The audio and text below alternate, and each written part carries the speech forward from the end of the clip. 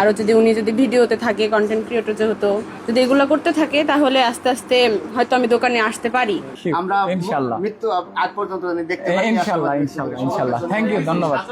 হাজারো মানুষের উপস্থিতির মধ্য দিয়ে অবশেষে আলম হাসান ও তার নতুন বউয়ের স্বপ্নের দোকান উদ্বোধন হলো। একের পর এক ইন্টারভিউ দিতে দিতে বেশ চাপে ছিল আলম হাসানের নতুন বউ। নতুন বউকে সাংবাদিক থেকে শুরু করে আশেপাশের সকল মানুষ এক নজর দেখার জন্য ঘিরে রেখেছিল। ও আজকে রাতের 5টা পর্যন্ত আমার সাথে এই দোকানেই কাজ করছে, ডেকোরেশনের। মিহালো ছিল, মিহালো কষ্ট করছে। তো এই ক্রেডিটটা সম্পূর্ণ হচ্ছে গিয়ে ওর। প্রায় 29 ঢুপের মতো মাল আর কি, সবকিছুই ও নিজে করছে একা। এমনকি ক্লান্ত হয়ে শেষ মুহূর্তে ওইখানে গ্লাসে হেলান দিয়ে বসে পড়ছিল। তবে পঞ্চম বউয়ের কথা বলার ধরন ছিল অনেক আপডেট ও বাস্তবসম্মত। আলম হাসানের এত বড় ব্যবসার পুরো প্ল্যানিং ছিল তার নতুন বউয়ের। প্রথম দিন থেকেই তার প্ল্যান ছিল আলম হাসানের একটি টাকাও যেন আর নষ্ট না হয়। তাই নিজেই দোকানে সময় দেওয়ার জন্য মেয়েদের আইটেম নিয়ে ব্যবসা শুরু করলো। সবার সামনে আলম হাসানও বউয়ের প্রশংসায় ব্যস্ত ছিল।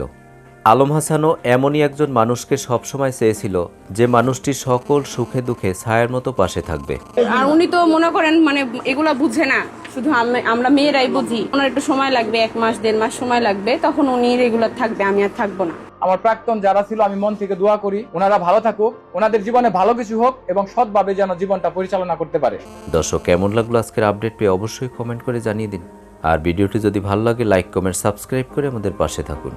ধন্যবাদ।